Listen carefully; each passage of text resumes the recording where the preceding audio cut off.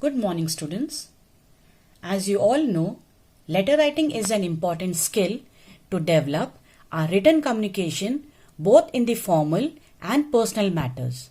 So, to develop this skill, today we are going to start with the topic letter writing.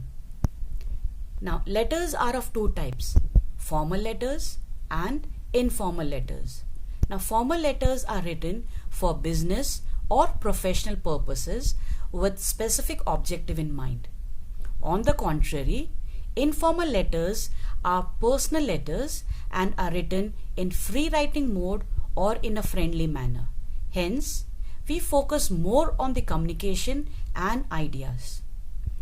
Now, the purpose of writing the informal letter is to express feelings or emotions, to describe event or incident, to send invitations, to express gratitude or regret, or to stay in touch with our near and dear ones. Since they are written to close relatives, the letters are simple in language, quite friendly, casual, and have an informal and personal tone. Now, let us look at the format of writing an informal letter. We start with the sender's address. Now, the sender's address includes flat number, street, landmark, and city. Next is the date. Now, the date should be written this way: 2nd April 2020 or April 2nd, 2020. It should never be written with slashes. Next is salutation. Now, what do you mean by salutation? Salutation is the way to address someone to whom we are writing the letter. For example, dear brother or my dear brother. Next comes the body of the letter. Now, the whole of the content is divided into 3 paragraphs: introduction, main content, and conclusion. Now, the introductory paragraph sets the tone for the whole letter. You can begin by asking, or you may say, "Hope the letter finds you in good health."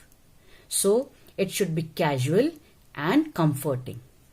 Next is the main content. So, we have to mention here the reason to write the letter. So, we should continue to maintain a friendly tone, but we have to adjust the language and wordings according to the person we are writing the letter. If it's a friend, we can be casual, but if it's an elderly person, we must be extremely respectful and considerate. Then we have the conclusion or the third paragraph. So, in the concluding paragraph, we have to summarize the letter by saying a meaningful and affectionate goodbye. But do not forget to invite the reader to write you back or reply. Next is the subscription. Now, when we talk about subscription, this is followed by a signature. Now here, subscription, there is no one way to sign off the letter. It depends on the person to whom you are writing the letter. So, below you have the different ways of writing the salutation and subscription. Example of informal letter.